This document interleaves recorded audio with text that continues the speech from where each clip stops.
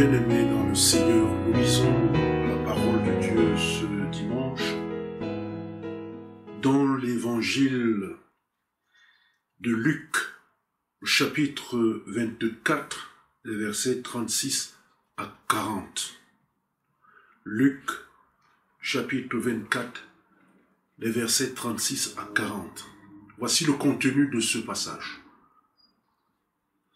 Jésus lui-même se tint au milieu d'eux et leur dit : « La paix soit avec vous. » Saisis de frayeur et d'épouvante, ils croyaient voir un esprit. Mais il leur dit : « Pourquoi êtes-vous troublés? Et pourquoi pareille pensée s'élève-t-elle dans vos cœurs? Voyez mes mains et mes pieds, c'est bien moi. Touchez-moi et voyez, un esprit n'a ni chair ni eau, comme vous voyez que j'ai. Et en disant cela, il leur montra ses mains et ses pieds. L'herbe sèche, la fleur fane, elle tombe, mais la parole de Dieu demeure éternellement. Seigneur notre Dieu, en ce dimanche pascal, tu nous rends visite encore par ta parole que nous venons de lire. Viens, Seigneur, nous nourrir, viens nous donner le nécessaire pour notre joie ce jour et pour les jours à venir dans notre marche après ton Fils Jésus. C'est en son nom que nous t'avons prié. Amen. Bien-aimés dans le Seigneur, aujourd'hui, c'est Pâques. Dans le monde entier, la lumière crie la victoire sur les ténèbres qui n'ont pas pu retenir le corps du Seigneur car il est ressuscité. Le tombeau est vide. Ce qui s'était produit nous a été relaté par les évangélistes. Ressuscité très tôt le dimanche matin, Jésus est apparu aux 10 disciples le même dimanche, le soir. Jésus lui-même se tint au milieu d'eux. Voilà le verset 36 de notre passage. On remarquera que les disciples eurent peur quand ils virent Jésus.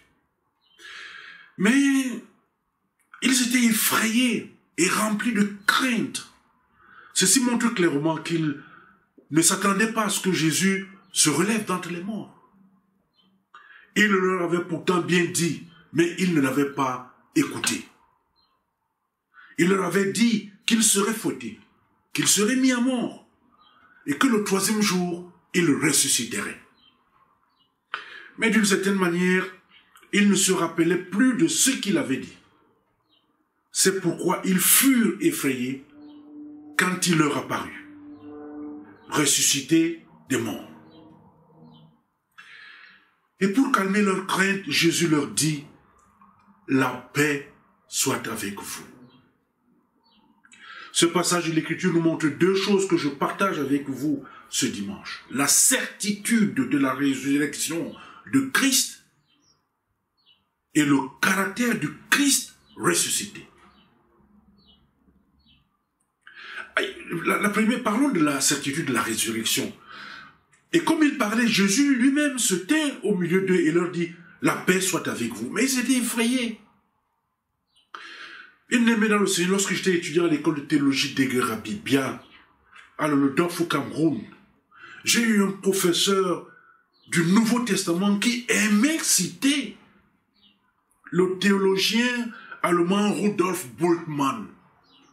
Et Bultmann qui disait que c'est dans l'esprit de ses disciples que Jésus est ressuscité. Mais gardez cette perception traduit simplement que Christ n'était pas véritablement ressuscité d'entre les morts. Et que ce n'était que dans la pensée des disciples seulement, dans la pensée. Mais c'est complètement faux. C'est une lecture fausse. Parce que les disciples pensaient tout à fait le contraire. Ils pensaient qu'il n'était pas ressuscité. Et c'est là toute la différence. Et c'est pourquoi ils étaient effrayés et remplis de crainte quand ils le virent. Parce qu'ils savaient que Jésus avait été fouetté et laissé à moitié mort. Ils savaient qu'il avait été cloué sur une croix. Ils savaient qu'il était mort et qu'il avait été enseveli dans une tombe fermée et scellée. Il n'y avait qu'une grosse pierre devant.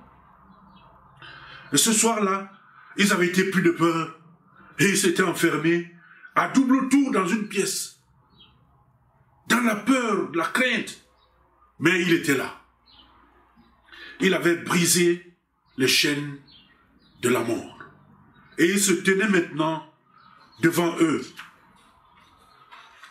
Bien-aimés dans le Seigneur, aucun fait de l'histoire n'est mieux démontré que la résurrection de Jésus-Christ.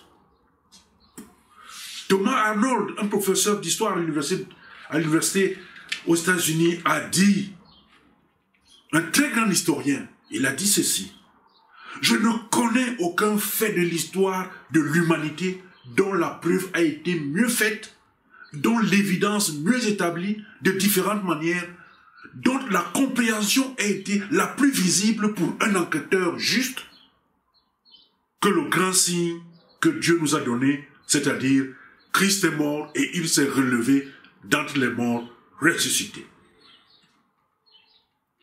L'une des plus grandes preuves de la résurrection de Christ est le fait qu'elle a changé complètement les disciples. Parce que quand Jésus a été arrêté le soir avant la crucifixion, tous les disciples l'ont abandonné, ils se sont enfuis.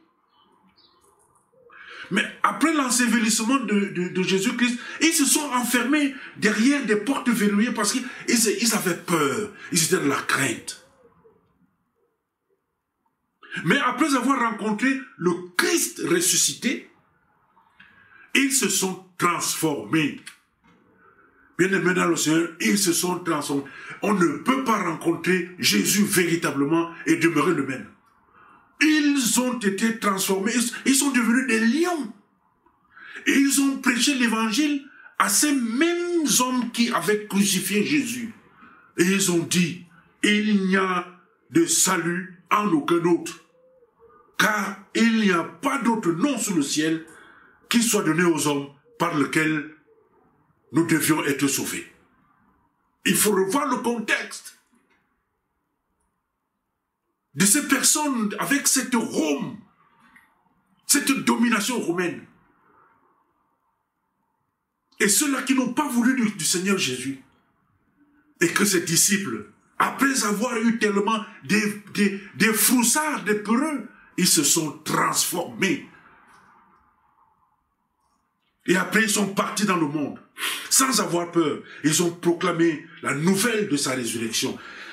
Après avoir rencontré le Christ ressuscité, c'est comme si rien ne pouvait plus les arrêter. Ils sont devenus vraiment inarrêtables. Et ils ont proclamé, ce Jésus, Dieu l'a ressuscité. Ce Jésus, Dieu l'a ressuscité. C'est ça, c'est ce dont nous sommes témoins. La résurrection est sans doute la proclamation centrale de l'Église dès les débuts. Et cela depuis le premier jour. Les premiers chrétiens non seulement ont adhéré aux enseignements de Jésus, mais ils étaient convaincus qu'ils l'avaient vu vivant après sa crucifixion.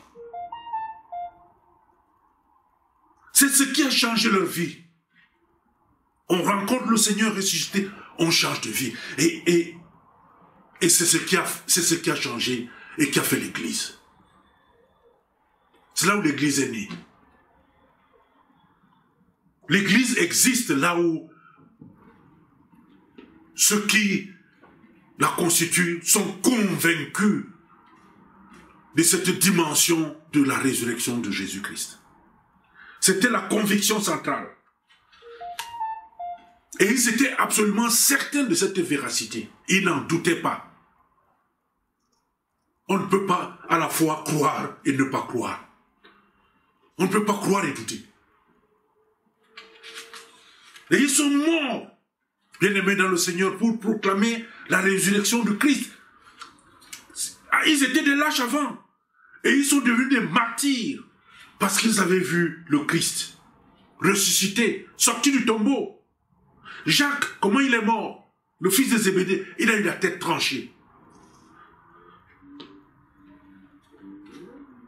Matthieu a été décapité. Jacques, le frère du Seigneur, a été jeté du haut du temple. Puis il a été roué de coups jusqu'à ce qu'il meure. Matthias a été lapidé, puis il a été décapité. André a été crucifié. Marc a été traîné à terre jusqu'à ce que la mort s'ensuive. Vous vous rendez compte? On vous attache, on vous tire jusqu'à ce que la mort s'ensuive pour Jésus. Pierre a été crucifié, la tête en bas. Quelle horreur! Paul fut décapité. Jude a été crucifié. Bartholomé a été battu, puis il a été crucifié. Luc a été pendu à la branche d'un olivier. Jean a été jeté dans un récipient rempli d'huile bouillante avant d'être exilé sur l'île de Patmos. Et Thomas a été transpercé de part en part de lances, puis il a été jeté dans les flammes d'un four. Celui qui doutait et qui n'a plus douté. Bien-aimé dans le Seigneur, un éminent docteur en théologie a dit dans son livre « Pourquoi je crois », son livre intitulé « Pourquoi je crois », et il dit que les hommes ne meurent pas pour quelque chose qu'ils savent faux. Ils ne pouvaient pas donner leur vie s'ils savaient que Jésus n'était pas ressuscité. Ils n'allaient pas donner leur vie. Les disciples ont ensuite enduré d'affreuses souffrances horribles et des morts horribles parce qu'ils prêchaient que Christ s'était relevé d'entre les morts, ressuscité. Les hommes ne meurent pas pour ce qu'ils n'ont pas vu. Ces hommes ont vu Christ, Jésus, lorsqu'il est sorti du tombeau. C'est pour cela que la torture et les menaces de mort ne pouvaient pas les empêcher de proclamer que Christ est ressuscité entre les morts. Nous ne devons pas avoir peur de menaces. Nous ne devons même pas avoir peur de la torture lorsque nous annonçons fidèlement que Jésus est ressuscité. Mais bien aimé dans le Seigneur, à quoi ressemblait Jésus après sa résurrection? C'est une question, elle est importante, elle se pose régulièrement. Mais dans Hébreux, au chapitre 13, le verset 8, il nous est dit que Jésus-Christ est le même, hier, aujourd'hui et pour toujours. Voilà la réponse. Jésus est resté Jésus, le même qu'il était avant et après sa résurrection, et il est le même aujourd'hui. Son plus cher désir était d'apporter la paix au cœur de ses amis. On le voit au travers de la première parole qu'il leur adressa. Quand il se retrouva parmi eux, il dit « La paix soit avec vous ». Jésus désire notre bonheur. Quand il était sur terre, il a dit « Que votre cœur ne soit pas troublé ». Des paroles apaisantes. C'est encore ce qu'il dit aujourd'hui. Jésus veut que les chrétiens aient sa joie et que leur joie soit parfaite. Et qu'ils soient des porteurs de sa joie. Mais même quand nous sommes dans la détresse, Jésus, il vient, il nous parle d'une voix douce. La paix soit avec vous. Ce soir-là, dans la chambre où il se retrouvait, il était plein d'amour pour ses disciples. Il avait peur de ce qui pouvait leur arriver. Mais il est venu à eux et il leur a dit, la paix soit avec vous. Et alors, ils furent remplis de joie. Personne n'aime les nouvelles de guerre. Lorsqu'on est porteur de la paix, ça apporte la joie. Ça devrait apporter la joie. Et le Seigneur nous donne la même paix aujourd'hui. La paix qui dépasse tout entendement. Mais il les a également encouragés à avoir la foi. Parce qu'il leur a dit, voyez mes mains et mes pieds, voyez que c'est moi-même. Touchez-moi et voyez, car un esprit n'a ni chair ni os. Comme vous voyez que j'ai. Jésus voulait qu'ils le reconnaissent, mais pas comme un esprit. Il leur dit de le toucher, de s'approcher et de poser leurs mains sur lui. Et de sentir que c'était réellement lui, que son corps physique était véritablement ressuscité d'entre les morts. Quelques jours après, il dit à Thomas qui doutait, mets ici ton doigt, hein, mets ton doigt et regarde mes mains. Avance aussi ta main et mets-la dans mon côté et ne sois pas sans foi, mais croyant. Même si ses disciples ont pensé, bien aimé, au premier abord qu'il était un esprit, il leur a montré ensuite les marques de la lance et des clous qu'il avait percés. Et il a mangé devant eux un morceau de poisson. Et il a pris un rayon de miel. Il ne pouvait plus douter de la réalité, de sa résurrection physique sur le moment. Et après, et donc, ceux qui pensent que Jésus est un esprit ne sont pas de Dieu, car ils parlent d'un Jésus, un autre Jésus, mais non pas du Jésus de la Bible, du Jésus de l'histoire, dont la chair et les os sont ressuscités d'entre les morts. Mais la Bible nous interpelle et elle nous appelle loin de nos émotions intérieures et de nos expériences. Christ n'est pas Dieu tel que nous le saisissons. C'est seulement quand l'Esprit de Dieu nous attire vers Christ, loin de nous-mêmes, que nous pouvons le connaître. L'Esprit de Dieu nous montre notre péché et nous humilie pour nous conduire à ce qu'on appelle la conviction. C'est là, et seulement là, que l'Esprit de Dieu nous enlève de notre préoccupation avec nous-mêmes pour nous montrer Jésus-Christ assis à la droite de Dieu dans les lieux célestes. Quand nous nous arrêtons de regarder à nous-mêmes, à nos petits nous-mêmes, mais que nous regardons à Christ, quand il nous parle comme il l'a fait ce dimanche-là, et pour nous aujourd'hui à Pâques, quand il dit « La paix soit avec vous ».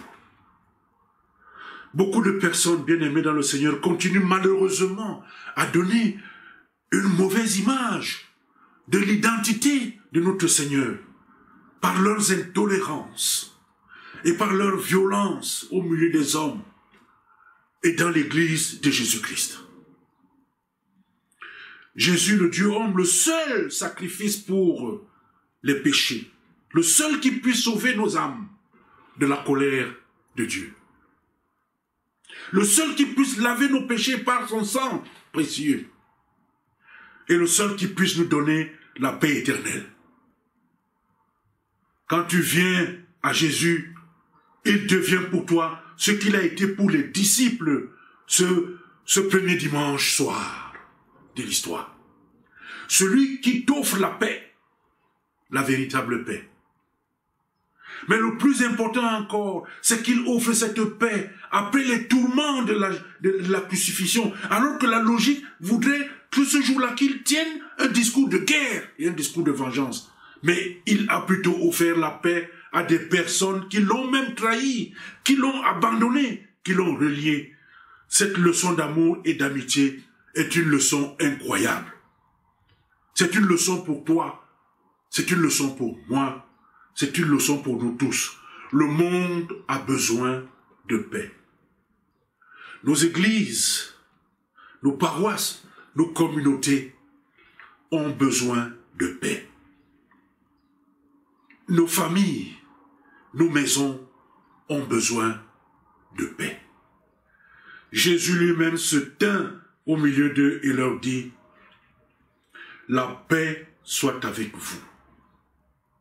Le thème de notre partage de ce dimanche pascal est le suivant. Comme Jésus, sois celui qui offre la paix. Sois un artisan de la paix. Que l'Éternel bénisse le partage de sa parole ce jour. Amen. Éternel notre Dieu, merci pour ta visite. En ce dimanche de Pâques où tu passes, où tu places ton Fils Jésus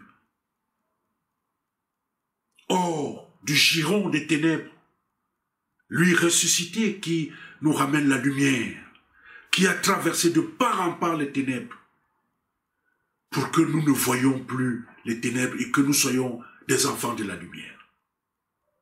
Seigneur notre Dieu, viens et fais de nous les artisans de cette paix, afin que, pacifique, la lumière qui se dégage de nous éclaire les hommes. Qu'elle soit bénéfique là où nous sommes, qu'elle irradie pour aller plus loin, qu'elle touche, afin que ta paix soit retenue et vécue par tes enfants partout dans le monde. Nous t'avons prié et ton serviteur attend d'être bénéfique également de cette lumière au nom de ton Fils Jésus-Christ, notre Seigneur ressuscité.